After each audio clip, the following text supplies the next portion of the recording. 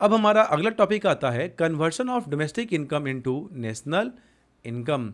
देखो मैंने अभी आपको पहले भी बताया था डोमेस्टिक इनकम को क्या बोला जाता है।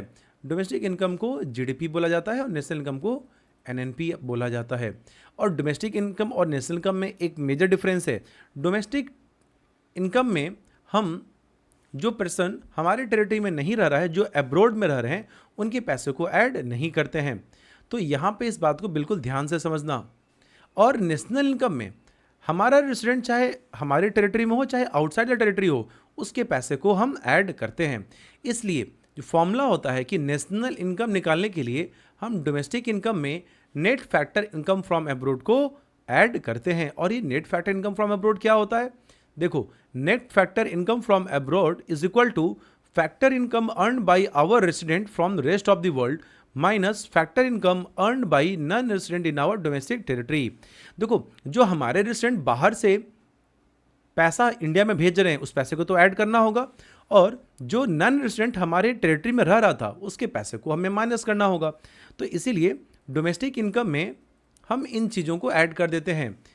इसको बोलाएगा factor income from abroad minus factor income by, और यहाँ पे क्या क्या इंपॉर्टेंट है? रेसिडेंट। रेसिडेंट के पैसे को ऐड करना है क्योंकि हम नेशनल इनकम निकाल रहे हैं। और factor income from non resident in our territory. ठीक है, तो इससे हमारा क्या निकल के आएगा? National income. तो I hope this is clear. तो एक बार फिर से इसको रिपीट करते हैं। नेशनल इनकम का मतलब क्या हो गया? वन एंड ओनली रेसिडेंट का इनकम चाहिए हमें। अब ये रेसिडेंट हमारे टेरिटरी में रह रहा हो या आउटसाइड द टेरिटरी, ठीक है, आउटसाइड द टेरिटरी। और इसमें एक चीज़ और इम्पॉर्टेंट बात है, तो कन्वर्शन जब हम करते हैं तो हमें डोमेस्टिक इनकम से या नेशनल इनकम से कन्वर्शन करना होता है।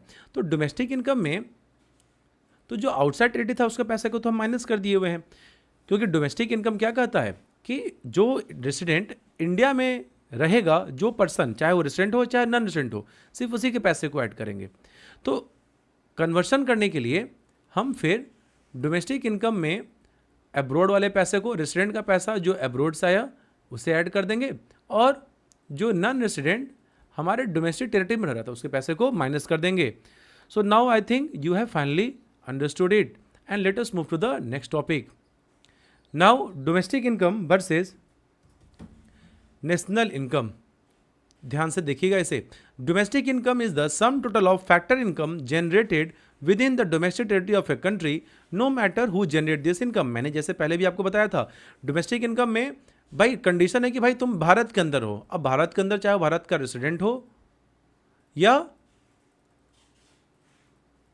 नॉन रेसिडेंट हो, दोनों के पैसे को ऐड किया जाता है।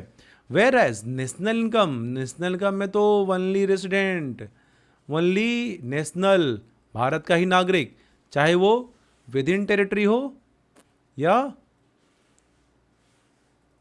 आउटसाइड टेरिटरी हो, दोनों को ऐड करेंगे। क्लियर?